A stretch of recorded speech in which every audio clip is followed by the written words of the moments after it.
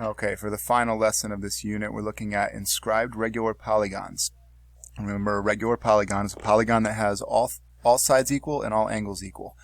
That's the basic definition of it. So, if we're asked to construct a square within a circle, in other words, inscribing a square into a circle, we're starting with a circle and making a square whose vertices all touch the circle from the inside. That's essentially what we're trying to do. So the first step to it is to construct a diameter of the circle in any direction. So if you start with a circle, you know where the center is, you just make a line through it. It doesn't make any difference what direction it goes, just draw a diameter. And we're going to build the square off of the diameter of that circle. So I started with segment AB here. That was my diameter.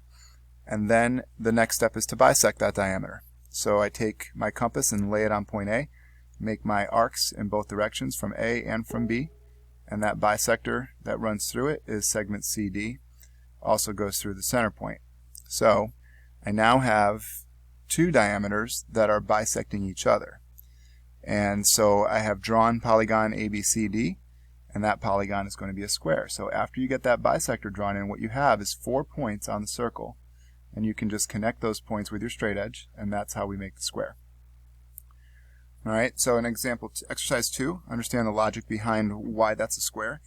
So if we look at the four triangles, namely triangles AOC, BOC, AOD, and BOD, these four triangles on the inside here, why are they congruent?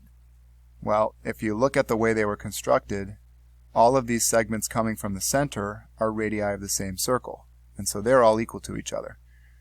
Also, we have right angles in all four triangles, so they would all fall under the SAS congruence category, and so I know that they're all congruent to each other. So if that's the case, then the hypotenuses of all those triangles, which are AC and BC and BD and AD, those are all going to be congruent as well by CPCTC. So I have my triangles congruent in that case, and therefore the parts are congruent, which makes my four equal sides. Okay, so since those are all isosceles right triangles, what must be the measure of their acute angles? Well, if you think about any isosceles right triangle, the angles would have to be equal and add up to the remaining 90 degrees of that triangle, so they must be 45 degrees each. So you can't have an isosceles right triangle without 45 degree angles, and vice versa. Any right triangle with 45 degree angles will have to be isosceles. So that property will hold. Alright, on the next page, the square construction is very simple. You take a diameter, you bisect it, and you mark all the corners. With a regular hexagon, there's a little bit more to it. Not a ton though, so we'll get the background info of it first before we actually do the construction. So what you see here is a regular hexagon, and remember the definition of a regular polygon is all equal sides and all equal angles. So within that regular hexagon, a triangle has been drawn, and we're stating that triangle ABC, triangle CDE, and triangle EFA are all congruent. To justify that, we have equal sides on all of these triangles. We also have equal angles on all of these triangles. And so we have an SAS congruence relationship here from one triangle to the next to the next.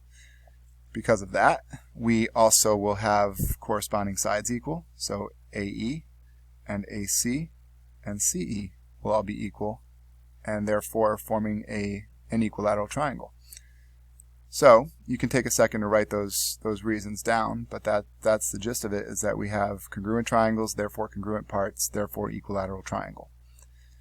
Okay, so now we can construct both a regular hexagon and an equilateral triangle in the same construction.